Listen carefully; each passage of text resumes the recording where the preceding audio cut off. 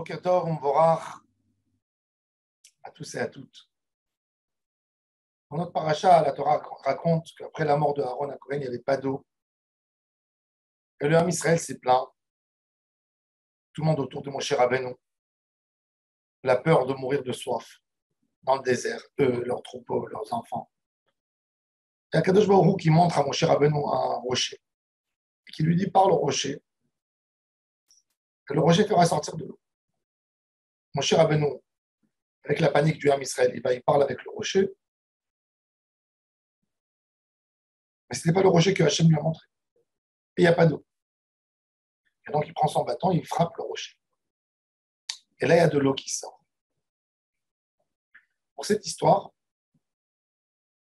Moshe Rabbeinu et Aaron à Cohen ont perdu le mérite de rentrer en Eretz Israël. Après la mort de Myriam, il n'y avait pas d'eau. Et Akadosh Baruch Hu dit à Moshe Rabbeinu, tu as refusé de faire Kiddush Hashem.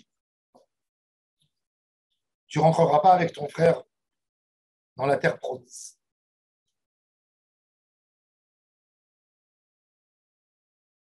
La Gemara nous dit que Akadosh Baruch Hu a dit à Moshe de parler au rocher, pas de frapper le rocher. Une fois, Moshe Rabbeinu a frappé un rocher, sous l'ordre d'Hachem. Quand le Ham Israël est sorti d'Égypte. Moshe Rabbeinu a frappé. Moshe Rabbeinu, Akadosh Baruch Hu lui a dit frappe le rocher. Ça se trouve dans le livre de Shemot. Avant Matan Torah, il fallait faire un geste du corps, faire un geste avec les mains, comme un combat, et frapper le rocher. Après Matan Torah, toute la force de l'homme s'exprime dans sa bouche. La force de la Torah, elle donne une force extraordinaire à la bouche. Où la bouche peut amener une délivrance extraordinaire. Où la bouche peut amener une délivrance extraordinaire. Et Akadosh Baruch Hu a montré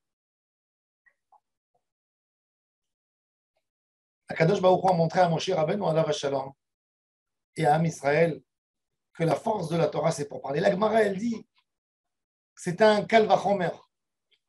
Si Moshe Rabbeinu parle avec un rocher, le rocher fait sortir de l'eau, parler au Am Israël, parler à un cœur, c'est sûr qu'il va y avoir un changement. Le Ikar de toute la Torah Kula, c'est que la neshama du juif soit apaisée en faisant Torah mitzvot.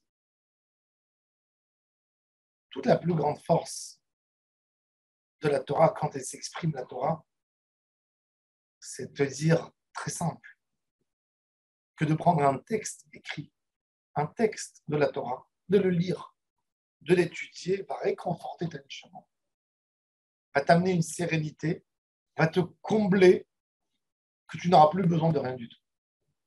Ça, c'est l'idée principale de la Torah. La grandeur de la Torah d'Akadosh Baruch Hu, c'est qu'un homme avec un texte qu'il a en mémoire, qu'il a dans sa bouche, il obtient tout le bonheur du monde. Chez les goïs et l'éducation du monde, pour obtenir un bonheur, il faut travailler très dur. Il faut travailler physiquement avec tes mains, courir avec ses pieds. Mais on n'a pas expliqué à l'humanité qu'on peut atteindre un bonheur que par sa bouche. Que par sa bouche. Et ça, c'était l'idée de parler avec le rocher. De parler, c'est de se coller aux paroles d'Akadosh Baruch Hu, qui a dit 10 paroles, 10 fois Vayomer Elohim, et qui a créé le monde, l'univers avec tout ce qu'il y a là. Quand tu frappes, tu passes à un autre niveau d'action dans les mains. Et Akadosh Baruch Hu a voulu montrer que celui qui gère la création, celui qui gère l'univers, ce n'est pas forcément celui fait des actions avec ses mains. Celui qui parle. La plus grande bracha, la plus belle des brachot. C'est ce que la Torah a dit, va achaltem lachmechem la sova. Il y a deux personnes qui mangent. Deux. Il y a un, il a un beau plat, plein. Il y a tous les régals, tous les délices dans son assiette. Il mange et il a faim. Il mange et il n'est pas bien. Et il y a l'autre qui mange un bout de pain. Il est tellement heureux du pain qu'il mange. Il chante, il danse. Ça, c'est la force de la Torah. La force de la Torah, du texte de la Torah. C'est que quand tu as la Torah dans tes mains, quand tu es dans le chemin de la Torah, tu es très content de tout ce que tu as. Et c'est la parole qui te gère. Quand tu utilises la main, c'est des choses plus bas. Pour retrouver un réconfort, on a besoin de faire beaucoup de choses avec nous. Et ça, c'est de faire descendre le niveau de la grandeur d'Akadosh Baruch Hu, du niveau de la pensée et de la parole au niveau des mains. Et c'est ce qu'Akadosh Baruch Hu a dit à mon cher Rabben. Ya'an mi antem bi la'akdishim. Vous ne m'avez pas montré avec toute ma gloire.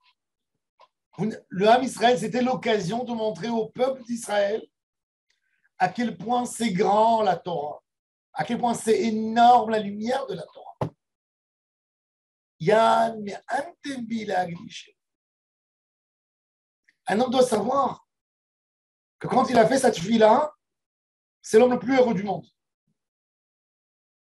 Tout ira bien. Le rôle de la tefila, ce n'est pas que tu gagnes au loto. Le rôle de la tefila, ce n'est pas que tu deviennes riche. Le rôle de la tefila, c'est que tu sois heureux, l'homme le plus heureux du monde avec ce que tu as. Ça, c'est le rôle de la tefila. Quand tu regardes ta femme et tes enfants, tu es amoureux. Tu admires ta situation. Tu dis, merci à Hachem, je suis l'homme le plus heureux du monde. Il n'y a pas plus heureux que moi. J'ai tout.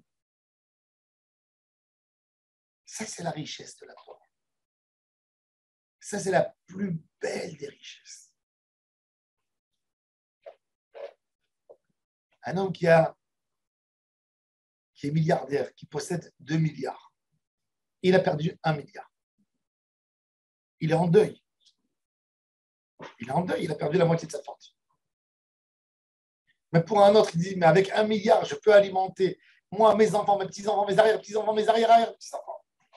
De quoi tu pleures? Mais c'est parce que la richesse, elle n'est pas là. La richesse, elle est dans la poche. La richesse, elle n'est pas dans ton compte de banque. La richesse, elle n'est pas dans tes biens immobiliers. La richesse, elle est là. Et ça, c'est que la Torah qui donne cette richesse. C'est que la tefila, c'est que quand tu t'accroches à Hachem, que tu as cette richesse et ce bonheur. Et ça, c'est le message de mon cher Rabbeinu et Aaron quand ils ont frappé le rocher. Pourquoi il ne fallait pas le frapper? Pourquoi il fallait parler? Pour montrer l'influence de la parole sur la Neshama. Baruch Adonai l'Olam.